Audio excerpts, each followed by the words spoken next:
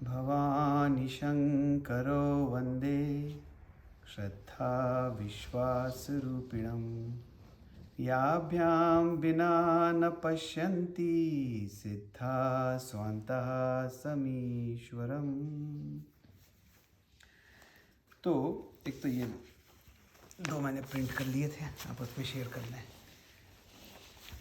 तो रामायण जो है वो अभी तक हमने ये तो इस्टेब्लिश कर लिया है कि रामायण केवल पढ़ने का और सुनने का ग्रंथ नहीं है।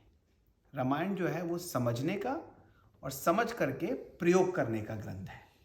अगर रामायण को हम लोगों ने समझा नहीं और समझ करके प्रयोग नहीं किया तो बस हम सुना देंगे, आप सुन लोगे, हम अपने घर चले जाएंगे, अगले हफ्ते फिर मिल लेंगे। तो अब एक ये नई एक्सरसाइज शुरू करते हैं। हम जब भी मिलेंगे बीच बीच में तो I will pick up a chaupai और अ दोहा जो बहुत ही स्ट्रांग होगा और इसके पीछे कुछ प्रिंसिपल्स होंगे और हम लोग इसको रिसाइट करके कुछ समझने की कोशिश करेंगे। तो जैसे आप इस चौपाई को पढ़िए। करहिं पाप पावहिं दुख भय रुज शोक वियोग। तो रेफरेंस है कि रामायण हाँ आप जरा हाँ करहि पाप पावहि दुख भय रुज शोक और वियोग। रेफरेंस क्या है कि जो काकभूषणी हैं वो गरुड़ को रामायण सुना रहे हैं। तो रामायण केवल तुलसीदास ने लिख करके ही नहीं है, रामायण में शिव पार्वती को भी वही रामायण सुना रहे हैं, तुलसीदास जो उनके श्रोता बैठे हैं उनको भी वही रामायण सुना रहे हैं, काकभूषणी जो कौआ हैं वो गरुड़ को भी वही रामायण सुना रहे हैं। तो रामायण के 3-4 रेफरेंसेस हैं, श्रोता और वक्ता 2-4 ग्रुप हैं। वी विल डिस्कस दैट कि वो एक एक ग्रुप किस चीज़ को रिप्रेजेंट करता है। तो ये जो चौपाई है ये उस कॉन्वर्सेशन में आई है जहाँ पर काकभूषणी गरुड़ को रामायण सुना रहे हैं। तो इस चौपाई ये बहुत ही पावरफुल चौपाई है। इसमें लिखा हुआ है कि अगर आप पाप करोगे तो आपको दुख मिलेंगे और दुख को आगे उन्होंने डिफाइन किया है कि क्या क्या दुख है। भय, रुज मतलब बीमारियां, शोक मतलब चिंताएं और वियोग मतलब लोगों के जाने के बाद जो हमें पैंग्स ऑफ सेपरेशन होता है। तो पाप एक तो होता है सामाजिक पाप, झूठ मत बोलो, बड़ों की अनादर मत करो, चोरी मत करो, ये है सामाजिक, सोशल, मॉरल साइंस में जिसको हम लोगों को सिखाते थे। इसके ऊपर एक होता है धार्मिक पाप, जो अलग अलग धर्म कुछ एक्ट को पाप मानते हैं। वही एक्ट एक धर्म के लिए जस्टिफाइड है लेकिन वही एक्ट किसी और धर्म के लिए वेरीफाइड होगा। जैसे हम लोग अगर हिंदू धर्म की बात करें तो देवी देवताओं का अनादर मत करो, मंदिर में चप्पल पहन करके मत जाओ, जीव हत्या मत करो। तो ये सारे धार्मिक पाप हैं। अलग अलग समाज के पाप अलग अलग समाज के हिसाब से चेंज होते रहते हैं। धार्मिक पाप अलग अलग धर्म के हिसाब से चेंज होते रहते हैं। अब इन दोनों के ऊपर एक है, उसको कहते हैं आध्यात्मिक पाप। आध्यात्मिक पाप की डेफिनेशन थोड़ी डिफरेंट है। जो रामायण जिस पाप को डिफाइन करने की कोशिश करती है वो स्पिरिचुअल लेवल के पाप हैं, उसकी डेफिनेशन थोड़ी सी डिफरेंट है। तो अगर आप देखेंगे तो कोई पढ़ के बताएं सेकंड लाइन, पाप को जो डिफाइन किया गया है। तो पाप को हमने ब्रेक किया है। पा धन, संस्कृत अगर आपने पढ़ी है तो उसमें वो ब्रेक करते थे ना, संधि विच्छेद। तो पाप को अगर आप संधि विच्छेद करोगे तो प धन अप, ये उसका है। अब आगे पढ़े उसको। जो क्रिया मानसिकता हमें पालन करने वालों से अलग कर दे। राइट। और इंग्लिश में Those actions and thoughts that create a barrier between us and Brahm. तो पाप मतलब पा अप, पा मतलब पालन करने वाला और अप मतलब अलग करने वाला। अगर आप लोगों ने कारक पढ़े हों तो उसमें कर्ता ने कर्म को कर्ण से संप्रदान, ऐसे उसमें एक अपादान कारक आता था। अपादान मतलब जो अलग कर दे, अप। तो जो पालन करने वाले से आपको अलग कर दे, अध्यात्म में उसको पाप कहा गया है। ये अध्यात्म की डेफिनेशन है। मैं सामाजिक पाप को कमेंट नहीं करना चाह रहा हूं, वो जैसा समाज में है चल रहा है। जो धर्म के पाप हैं वो अपनी जगह चल रहे हैं, मेरा उसमें कोई जुरिस्डिक्शन नहीं है। लेकिन अध्यात्म में जो पाप को डिफाइन किया गया है वो क्रियाएं या वो मानसिकताएं, those actions and those thoughts जो हमें पालन करने वाले से अलग कर दें, उसको पाप कहते हैं। एक कॉमन लैंग्वेज में इसको एग्जाम्पल लेके, जैसे मान लीजिए हमारे बच्चे हैं तो बच्चा पैदा हुआ तो हम उस बच्चे को पालन करने वाले हैं। हम अपनी तरफ से उस बच्चे को right values, right food, right art of living अपनी तरफ से उसको हम दे रहे हैं। और क्यों दे रहे हैं? क्योंकि हम चाहते हैं कि जैसे हम हैं हमारा बच्चा हमारे जैसा बने या हमसे बेटर बने। और अगर वो बच्चा जब तक हमारी जो हम उसको नॉलेज, एक्सपीरियंस जो हमारी लाइफ के हैं, जो हमारे एसेट्स हैं, जो हमारे रिसोर्सेज हैं, जब तक हम वो बच्चा हमसे लेता रहता है तब तक हम अपने आप को जिम्मेदार मानते हैं कि भाई दिस चाइल्ड इज ग्रोइंग।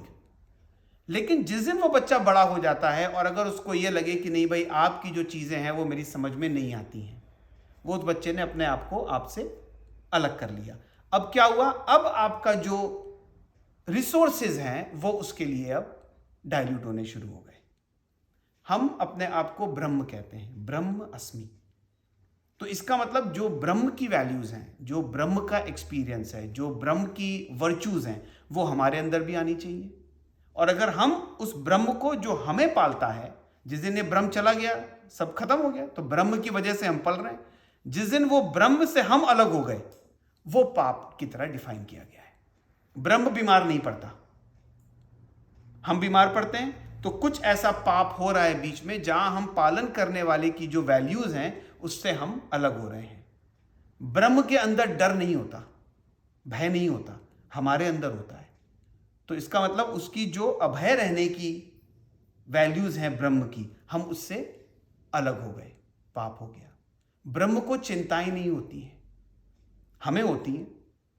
तो इसका मतलब ब्रह्म की जो चिंता रहित रहने की वैल्यू है, जो उसकी क्वालिटी है, वो हमारे अंदर नहीं है। कुछ पाप हो रहा है बीच में, हम पालन करने वाले से अलग हो रहे हैं। ब्रह्म को फर्क नहीं पड़ता कि हमारे साथ में रहने वाले चले जाते हैं, उनका जीवन खत्म हो जाता है। ब्रह्म को रुलाई नहीं छूटती है, हमें छूटती है। क्यों? क्योंकि हम ब्रह्म की जो डिटैचमेंट की क्वालिटी है वो हमारे अंदर नहीं आ पा रही है, क्योंकि बीच में कुछ पाप हो रहा है। तो हर वो थॉट, हर वो एक्शन जो हमको हमारे ब्रह्म की क्वालिटी से अलग करे, वो पाप है। ज्यादा खाना, लालच में खाना। अभी हम लोग यही तो बात कर रहे थे कि पेट का साइज जो है वो इतना, हम अभी शुरू होने से पहले हम लोग यही बात करते कि पेट का साइज इतना सा होता है, लेकिन हम लोग लालच में खाते हैं और उसके बाद हम बीमार पड़ते हैं। तो ये पाप हो रहा है बीच में। इसका कोई सामाजिक पाप या धार्मिक पाप से मतलब नहीं है, और ये ओवरऑल हो रहा है। अब आप जो ब्रह्म की क्वालिटी है, वाइब्रेंट वाइटैलिटी, अबंडेंट हेल्थ, वो हमारे पास नहीं है, तो बीच में कुछ गैप हो रहा है। और यहां पर हम रामायण की जो साधना है जिसको हम समझने की, तो ये चौपाई बहुत इंपॉर्टेंट है, ये कि करहि पाप। हम क्या सोचते हैं कि हमें दुख क्यों आया? क्योंकि बाहर मौसम चेंज हुआ तो हमारा शरीर खराब हो गया। चिंता क्यों आ रही है? क्योंकि सर्कमस्टांसेस हमारे फेवर में नहीं है, इसलिए चिंताएं आ रही हैं। भय क्यों लग रहा है? ईगो क्यों आ रहा है? क्योंकि सामने वाले ने कैसे हमको बुरा कह दिया, सामने वाले ने मेरी इज्जत कैसे नहीं करी, हमें अंदर से जो है वो ईगो हिट करता है। और कोई अगर छोड़ के चला जाए तो हमको रुलाई आती है, क्योंकि भाई जिसके साथ आप साथ भावल डाल करके आए हो वो छोड़ के चला जाएगा तो रुलाई कैसे नहीं आएगी आपको। तो रीजन हम अपने दुख का बाहर मान रहे हैं। शरीर बीमार है, उसका रीजन बाहर का वेदर चेंज नहीं है, उसका रीजन हम लोगों का चटोरापन है। मन में चिंताएं भरी हुई हैं, उसका रीजन बाहर की एडवर्स सर्कमस्टांसेस नहीं है। हम ये मान के चलते हैं कि ये सर्कमस्टांसेस हमारे फेवर में नहीं है, इसलिए हमको चिंताएं होनी शुरू हो जाती हैं। कोई बुरा कहता है तो उसका कारण उसका बुरा कहना नहीं है, हमारे अंदर का ईगो है तो हमको हर्ट किया। तो ये जो बीच में मिसकंसेप्शंस हो रहे हैं, ये हमको और हमारा जो पालन करने वाला है, जिसको हम ब्रह्म कह लें, भगवान कह लें, राम कह लें, जो भी नाम देना चाहें, ये बीच में एक ड्रिफ्ट बन रहा है। और जो साधना हम समझने की कोशिश कर रहे हैं वो उसी ड्रिफ्ट को, जैसे मैंने एक बार एग्जाम्पल दिया था कि अगर हम बैठे हों और वहाँ पर एक आग जल रही हो, वो ब्रह्म है, उसकी जो क्वालिटी है, उसकी जो हीट है वो हमारे तक आनी चाहिए। अगर नहीं आ रही है तो या तो हम उस आग से बहुत दूर हैं, लेकिन अगर हमको ये पता चल गया है कि भाई उसकी हीट हमको मिलनी चाहिए और फिर भी नहीं मिल रही है और हम नज़दीक भी हैं, तो इसका मतलब बीच में कुछ बैरियर्स बने हुए हैं। ठीक इसी तरीके से हेल्थ, हैप्पीनेस, प्रॉस्पेरिटी, क्या कहना चाहिए, डिटैचमेंट, ईगोलेसनेस, ये वो आग की क्वालिटीज़ हैं जो हमारे अंदर होनी चाहिए। और जो बीच में बैरियर बनाया हुआ है, लाइक आई सेड, चाहे हमको खाने की लालच हो, चाहे हमको बाहर के लोगों से एक्सपेक्टेशन हो, चाहे हमको पैसा कमाने की जो है वो एक हवस हो कि भाई सामान इकट्ठा करने की हवस हो, जो हमेशा कोट करता रहता हूँ, ये बीच के बैरियर्स हैं। तो तप की साधना हमको कहती है खाने को थोड़ा कंट्रोल करो, जो अपनी 5 उंगलियां हैं। जो सेवा की साधना है वो कहती है कि भाई आधा घंटा 1 घंटा सेल्फलेस सर्विस करो, जो आपके पास है उससे आप शेयर करो, पैसा, जेवर, कपड़े लत्ते, जो भी है उससे आप शेयर करो सेल्फलेसली।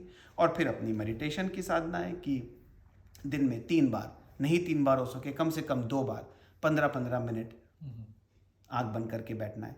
तो अब हम इसको आगे करें। क्या क्या दुख है हम सबको? हाँ। रुच,